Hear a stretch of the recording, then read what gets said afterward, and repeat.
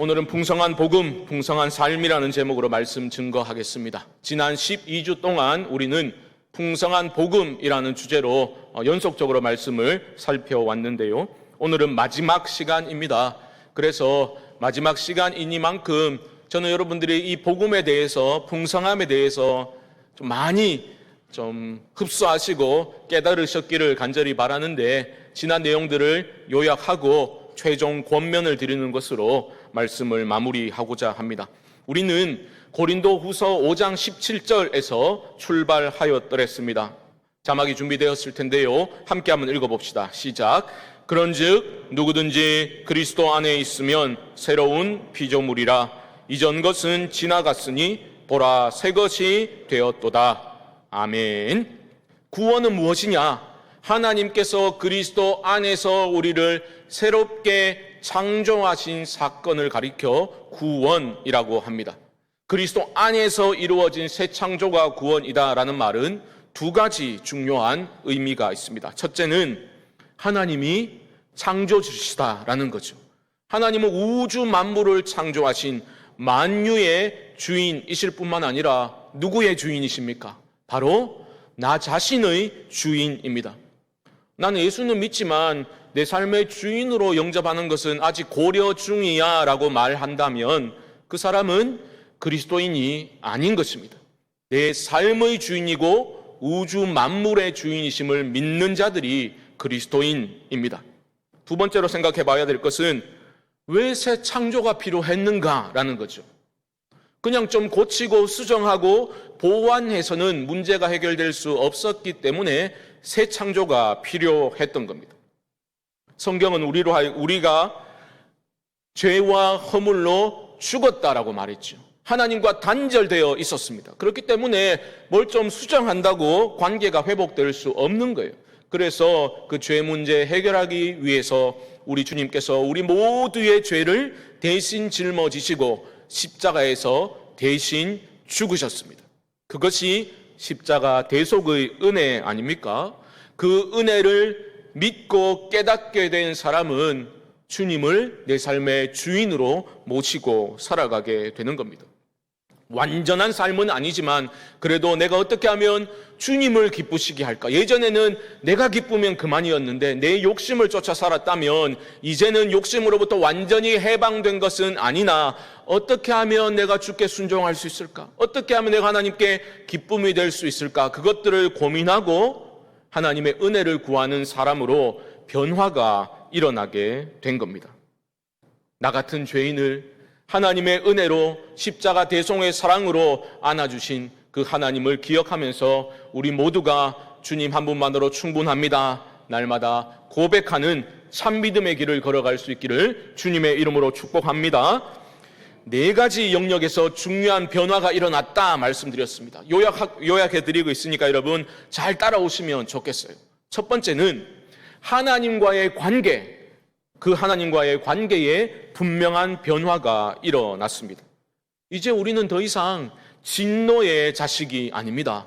하나님을 아빠, 아버지라고 부를 수 있는 그런 하나님의 자녀가 되었습니다. 자녀가 가지게 되는 특권이 있다 말씀드렸는데 혹시 기억하십니까? 무슨 특권을 받았습니까? 연간 사우나 이용권 이러면 안 되고 하나님을 알아가는 특권과 하나님을 사랑하는 특권, 이 두 가지 특권을 자녀로서 우리는 누리게 된 겁니다. 간혹 연세 많이 드신 어르신들이 배움의 기회를 놓치셨다가 아주 늦게 글을 배우고 이런 분들이 얼마나 기뻐하시고 배움의 기쁨을 말씀하시는 것을 들은 적이 있습니다. 마찬가지입니다.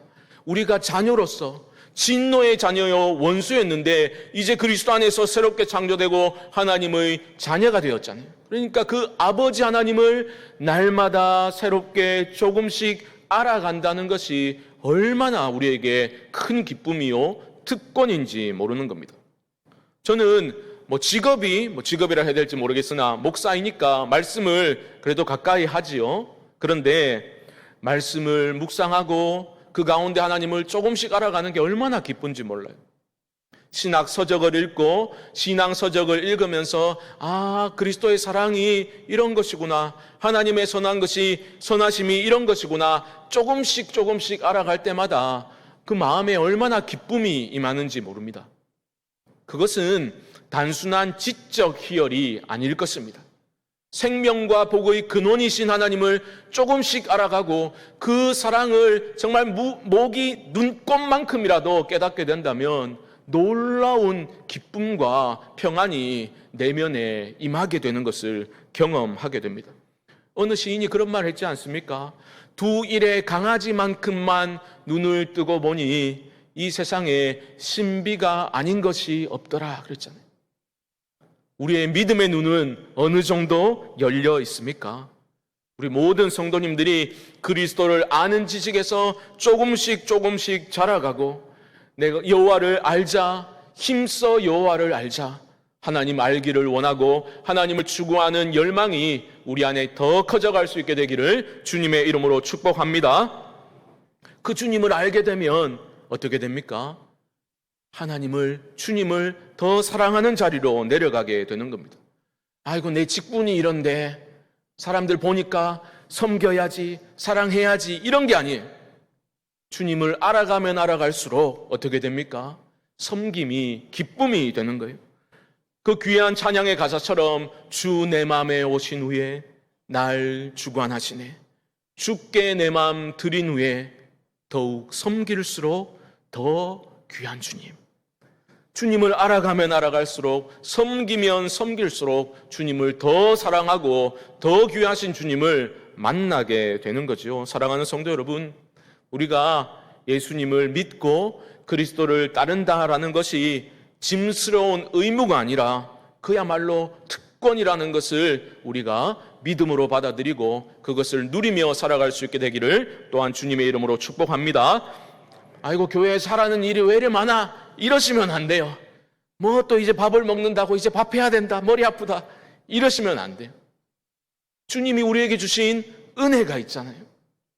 주님을 섬기면서 나와 주님 두 존재만이 알 수 있는 비밀스러운 기쁨이 있지 않습니까? 우리에게 사명을 주신 하나님은 감당할 수 있는 능력도 주시는 분이신 줄 믿습니다. 사랑하는 성도 여러분, 우리가 드리는 이 모든 예배가, 우리의 기도가, 우리의 전도가, 우리의 봉사와 우리의 모든 섬김과 활동들이 하나님께서 그리스도 안에서 우리에게 이미 베풀어 주신 그 은혜와 사랑에 대한 우리의 마땅한 반응이요 기쁨으로 하는 자발적인 헌신이 될 수 있기를 주님의 이름으로 축복합니다. 두 번째로 어떤 관계의 변화가 일어나게 되었는가? 나 자신과의 관계에도 변화가 일어나게 되었다. 우리는 배웠지요. 무슨 말이냐? 새롭게 창조된 우리들은 이제는 나 자신을 건강한 의미에서 진정으로 사랑할 수 있게 됩니다. 그게 믿음이에요.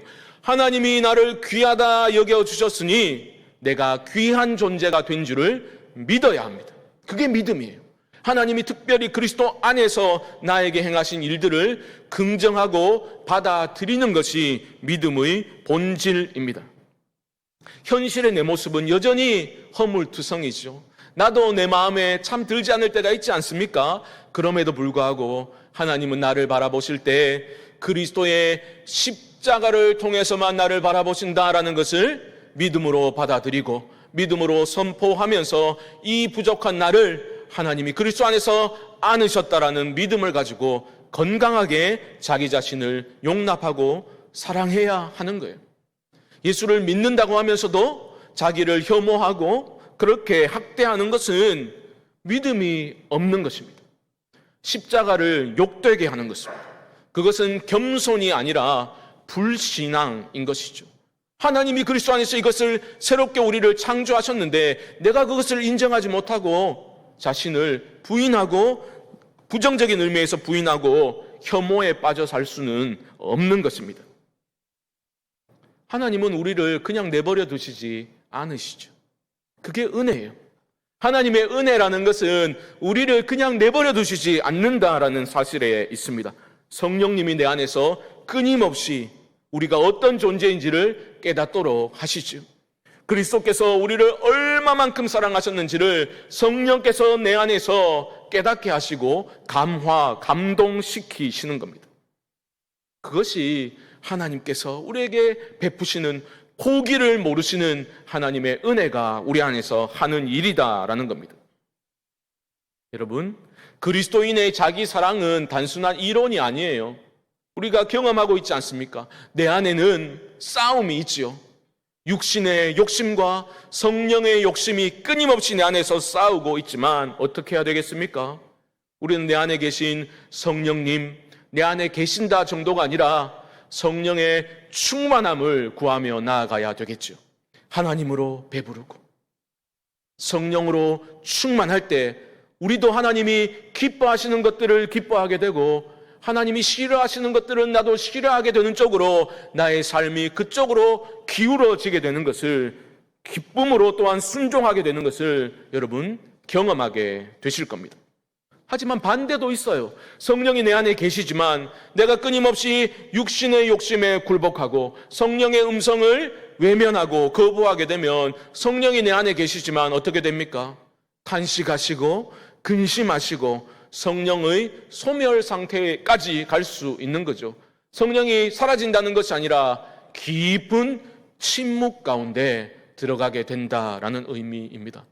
생각해 보십시오. 내 안에 계신 성령님이 근심하시다가 결국 침묵 상태에 들어가게 되면 그 인생에, 그 내면에 어찌 평안이 있고 기쁨이 있을 수 있겠습니까? 그러므로 사랑하는 성도 여러분, 우리 모두가 성령의 충만함을 구할 수 있기를 주님의 이름으로 축복합니다. 말씀과 기도 가운데서 하나님을 가까이 하십시오. 하나님의 얼굴을 날마다 구하십시오. 하나님, 은혜 뭐 그런 거지, 사는데 별 소용없다, 뭐 예수 믿어도 별 거 없더라, 그렇지 않지. 날마다 새로운 은혜의 눈을 뜨고 날마다 우리 구주 예수 그리스도를 새롭게 만나는 은혜가 임하기를 주님의 이름으로 축복합니다. 세 번째 영역은 교회 공동체와의 관계입니다. 예수를 믿고 그리스도인이 되었다라는 것은 그리스도가 머리 대신 주님의 몸된 교회의 지체가 되었다라는 의미입니다. 여러분, 내가 그리스도 안에서 새롭게 창조함을 받았다라는 것은 사실 기적이잖아요. 이런 기적이 어디에 있습니까? 그런데 나만 기적인 것이 아니라 우리 지체들도 기적이로구나라는 것을 믿고 용납할 수 있어야 합니다. 우리는 다 부족하지만 성령께서 거하실 전으로, 거룩한 성전으로 함께 지어져 가는 공동체이다라는 것이죠. 현실적으로 바라보면 이 땅의 모든 교회, 지상의 모든 교회들은 문제투성이입니다. 그래도 여러분, 놓치시면 안 됩니다. 교회는 반드시 이깁니다. 교회는 반드시 이깁니다. 그것이 하나님의 뜻과 계획이기 때문입니다. 그러므로 우리는 나를 완벽하게 만족시켜 줄 그런 교회를 꿈꾸고 찾아 헤맬 것이 아니라 이 주어진 공동체, 하나님이 이곳에 있게 하신 이 공동체 안에서 그리스도를 닮아가는 법을 배우고 훈련해야만 하는 겁니다. 특별히 우리는 무엇을 강조하였습니까? 이 공동체 안에서 우리는 형제의 사랑을 실천하는 장으로 교회를 바라보아야 한다. 우리는 배웠죠. 서로를 사랑하는 십자가의 그리스도의 십자가 사랑이 토대가 되어서 그 위에서 서로를 사랑하는 훈련을 해야 되는 거예요. 여러분, 멀리 있는 사람을 사랑하는 것은 너무 쉽지요. 하지만 하나님은 불특정 다수를 추상적으로 사랑하라 명하시지 않으셨습니다. 그건 사랑도 아니에요. 하나님은 내가 이곳에 있고 우리로 엮어주신 성령 안에서 하나 되게 하신 이 공동체 안에서 아무리 연약하고 허물이 많다 하더라도 이 공동체 안에서 서로를 용납하고 사랑하라고, 그리함으로써 그리스도를 닮아갈 수 있다고 우리를 이곳에 있게 하신 줄 믿습니다. 서로 사랑해야 됩니다. 이런 말씀 드리면, 아이고 목사님, 좀 그냥 교회 오면 마음 좀 편하게 해주면 안 됩니까? 뭐 이래 하라는 게 많습니까? 그러시면 안 됩니다. 교회는 그저 내 마음 편하자고 모이는 곳이 아닙니다. 교회는 그냥 위로받고 쉬러 오는 것이 아니에요. 하나님이 교회를 왜 세우셨습니까? 우리가 함께 다듬어져 가고 결국은 그리스도를 닮아가라고 공동체를 우리에게 허락하신 겁니다. 우리끼리 마음 편하게 쉬는 휴게실이 교회가 아니라는 게요. 서로 격려하고 도와주면서 우리는 함께 그리스도를 닮아가게 되는 것입니다. 베드로전서 1장 22절 말씀 한번 보여주시죠. 우리 함께 한번 읽어봅시다. 시작. 너희가 진리를 순종함으로 너희 영혼을 깨끗하게 하여 거짓이 없이 형제를 사랑하기에 이르렀으니 마음으로 뜨겁게 서로 사랑하라. 아멘. 우리 성광교회가 갈수록 진실된 사랑으로 서로를 그리스도 안에서 용납하고 뜨겁게 사랑하는 그러한 사랑의 공동체로 세워져 나가는 일에 우리 모두가 헌신할 수 있게 되기를 주님의 이름으로 축복합니다. 마지막 네 번째 영역은 무엇입니까? 바로 세상과의 관계입니다. 우리는 세상 속에서 살아가는 그리스도인입니다. 거룩은 분리가 아니라 참여다라고 말씀드렸죠. 우리가 하나님께 온전히 속하는 것이 거룩이라면 우리는 하나님께 온전히 속하여서 우리끼리만 예배당 안에 모여가지고 우리들만의 천국을 건설하는 것이 아니지요. 하나님의 영으로 충만하여져서 하나님 나라의 가치관으로 충만하여져서 이 어그러진 세상을 꿰뚫어 보고 하나님의 마음을 공감하여서 하나님 나라의 복음으로 이 세상을 변혁하는 사람들이 바로 그리스도인들이다. 우리는 말씀을 통해서 확인하였지 않습니까? 세상을 어떻게 변화시킬 수 있다 했습니까?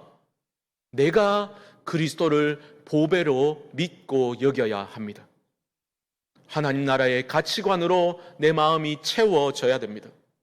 그리고 하나님 나라, 그 나라의 통치 원리인 사랑과 공의가 내 삶의 모든 영역에서 드러나도록 하나님의 은혜를 구할 때에 바로 그러한 하나님 나라의 가치관으로 채워져 있는 자들이 발걸음을 내딛는 곳마다 하나님의 나라가 마치 누룩처럼 조금씩 그러나 반드시 필연적으로 확장되어져 가는 것을 우리가 경험하게 될 줄 믿습니다.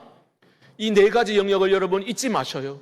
하나님과의 관계도 변화되었고 나 자신을 사랑하는 나 자신과의 관계도 바뀌어졌고 그리고 교회의 공동체와 이 세상 속에서 어떻게 살아가야 될지 이 네 가지 영역을 여러분 꼭 기억하시면 좋겠습니다.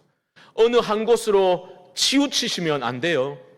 복음의 풍성함은 균형 잡힌 풍성함입니다. 질서와 균형은 너무나 중요한 것입니다. 우리가 이 복음의 영광스러움을 눈을 뜨게 된다면 우리의 삶의 풍성함이 회복되어질 줄 믿습니다. 여러분, 신앙생활은 기쁨이어야 하잖아요. 여러분, 신앙생활 하시는 게 기쁘십니까? 기쁘십니까? 신앙생활은 기쁨이어야 하잖아요. 억지로 끌려 나와서 하는 게 아니잖아요. 하나님 주신 사랑과 은혜가 놀랍지 않습니까? 복음의 풍성함에 눈을 뜰 때 신앙생활에 기쁨이 있는 거예요. 오늘 본문인 빌립보서는 잘 아시는 것처럼 옥중서신 아닙니까? 바울이 옥에 갇혀서 기록한 서신, 보낸 편지입니다. 그는 고통스러운 현실 상황에 결코 얽매이지 않았습니다. 그는 사슬에 매여 있을 수는 있으나 상황에 매이지는 않았습니다. 왜요? 바울은 그리스도의 사랑에 매여 있었기 때문입니다. 그렇기 때문에 그는 내일 곧 죽을 수도 있는 그런 상황 속에서도 오히려 성도들을 위로하고 격려하면서 내가 말하노니 기뻐하라, 다시 기뻐하라, 다시 말하노니 기뻐하라 외칠 수 있었다라는 겁니다. 그래서 기쁨의 서신이라고 부르는 것 아닙니까? 중요한 것은 어떻게 그렇게 기뻐할 수 있었는가? 기쁨의 원인이 무엇인가라는 것을 주목해서 봐야 되겠죠. 빌립보서 1장 4절과 5절 말씀 한번 보여주시고요. 함께 읽습니다. 시작. 간구할 때마다 너희 무리를 위하여 기쁨으로 항상 간구함은 너희가 첫날부터 이제까지 복음을 위한 일에 참여하고 있기 때문이라. 아멘. 사도 바울이 기뻐할 수 있었던, 기쁨으로 간구할 수 있었던 단 한 가지 이유가 있다면 그들이 복음에 참여하고 있었기 때문이다라는 거죠. 놀라운 일입니다. 저는 풍성한 복음 연속 설교를 마무리하면서 제 마음에 있는 소망은 그런 겁니다. 우리 모든 성도님들이 복음의 풍성함을 깨달아서 복음을 누리고 복음을 전하고 복음을 살아내는 그러한 교회의 본질적인 사명에 우리가 기쁨으로 헌신할 수 있다면 하나님께서 우리 교회를 얼마나 기뻐하실까. 그런 교회 되게 해주십시오. 인내하며 계속해서 기도하고 있습니다. 바울의 기도가 그런 기도였어요. 오늘 본문 9절 말씀 보십시오. 내가 기도하노라 너희 사랑을 지식과 모든 총명으로 점점 더 풍성하게 하사. 바울은 성도들의 사랑이 풍성해지기를 기도하고 있습니다. 여러분, 이 사랑은 단순한 감정적인 사랑이 아닙니다. 뭐라고 말합니까? 지식과 모든 총명으로 그 사랑이 풍성해지기를 원한다라고 말하고 있죠. 그냥 사랑이라는 이름으로 모든 것을 다 용납하고 뭉뚱거리는 그런 다원주의적인 사랑이 아니라 복음적인 사랑인 거죠. 그리스도의 복음이 중심이 된 그런 사랑이 점점 더 풍성해져 나가기를 바울은 기도하고 있습니다. 여러분, 우리가 예수님을 바로 만나고 바로 믿게 되면 그저 은혜롭게 하자라는 말을 결코 할 수 없음을 깨닫게 될 것입니다. 왜요? 우리의 믿음의 대상인 예수님이 은혜와 진리로 충만하신 분이시기 때문입니다. 그러니까 함부로 은혜롭게 하자 이런 말을 할 수 없는 거예요. 진리와 은혜 가운데서 우리 주님을 만났기 때문에 우리는 은혜와 진리 가운데서 사랑하고 자라가야 하는 겁니다. 그게 오늘 본문 10절 말씀이 가리키는 바입니다. 10절 보십시오. 너희로 지극히 선한 것을 분별하며 또 진실하여 허물없이 그리스도의 날까지 이루고. 참된 사랑, 진리 가운데 그리스도를 사랑하는 일이 더 풍성해지면 어떤 일이 일어납니까? 분별력을 갖게 되는 거예요. 분별력. 여기서 말하는 것은 지극히 선한 것을 분별하며, 영어로 보니까 what is best라고 했어요. 쉽게 말하면 내 삶의, 내 인생의 베스트가 무엇인지를 분별할 수 있게 된다는 거예요. 분별할 수 있게 된다는 거죠. 그리스도의 사랑이, 참된 사랑이 우리 안에 커져나가기 시작하면 어떤 일이 일어난다는 겁니까? 헛된 것과 영원한 것을 분별할 수 있게 되는 겁니다. 내 인생의 베스트가 무엇인지를 분별할 수 있게 되어서 내 인생의 무엇에 내 인생을 올인해야 될지를 깨닫게 되고 분별할 수 있게 되는 것입니다. 더 단순하게 말씀드려 볼까요? 예수님이 내 삶의 최고의 보배이십니다. 고백할 수 있게 되는 겁니다. 내 안에 가장 귀한 것, 예수를 알미라. 그게 바울의 고백이었어요. 그리스도를 아는 지식이 가장 고상함을 깨달았기 때문에 이 세상의 모든 것들, 우리가 마치 목숨처럼 여기는 그 모든 것들을 바울은 뭐라고 했습니까? 내가 배설물과 같이 여기노라 말할 수 있었던 것은 그리스도의 사랑으로, 복음의 풍성함으로 그의 내면이 채워져 있었기 때문입니다. 저는 우리 모두의 내면에도 이러한 복음의 풍성함으로 채워질 수 있기를 소망합니다. 말씀을 마무리하면서 이 연속 설교를 진행하면서 하나님이 저에게도 개인적으로 주신 은혜와 위로가 있습니다. 코로나 상황이 다들 어려웠겠지만 목사로서도 결코 쉬운 그러한 시간들이 아니었거든요. 아무것도 할 수 없다라는 것을 그렇게 느끼고 힘들어할 때에 여러 가지 시험과 내적인 고민들과 위기를 경험하였습니다. 그때 하나님이 복음을 나누라라는 마음을 주셨어요. 복음을 붙들라 마음을 주셨어요. 그래서 부족하지만 이 복음의 풍성함을 우리 성도님들과 나누고 싶어서 지금까지 13초에 걸쳐서 복음을 전하게 되었습니다. 저에게 분명히 하나님이 깨닫게 하신 게 있습니다. 그리스도의 사랑을 우리가, 그 풍성한 사랑을, 그 복음적인 사랑을 우리가 깨달은다면 풍성한 삶이 반드시 열리게 될 것이다. 그 일을 위해서 헌신하라 그런 마음을 주셨어요. 그때 제 마음에 쿵 하고 와서 저를 때린 말씀이 바로 갈라디아서 4장 19절 말씀이었습니다. 이렇게 말합니다. 나의 자녀들아, 너희 속에 그리스도의 형상을 이루기까지 다시 너희를 위하여 해산하는 수고를 하노니. 이게 사도 바울의 심정이었어요. 갈라디아 교회 목회할 때 힘들었거든요, 사도 바울이. 그런데 이렇게 말하잖아요. 너희 속에 그리스도의 형상이 이루기까지 다시 너희를 위하여 해산하는 수고를 내가 한다. 우리 사랑하는 성광의 성도님들 안에 그리스도의 형상이 이루어지기까지 최선을 다해 말씀을 전하고 섬겨야 한다. 다시 한번 저에게 주신 사명을 새롭게 깨닫고 마음에 새기는 시간이 저에게 있었습니다. 사랑하는 성도 여러분, 우리를 향한 하나님의 사랑이 큽니다. 믿으실 수 있기를 바랍니다.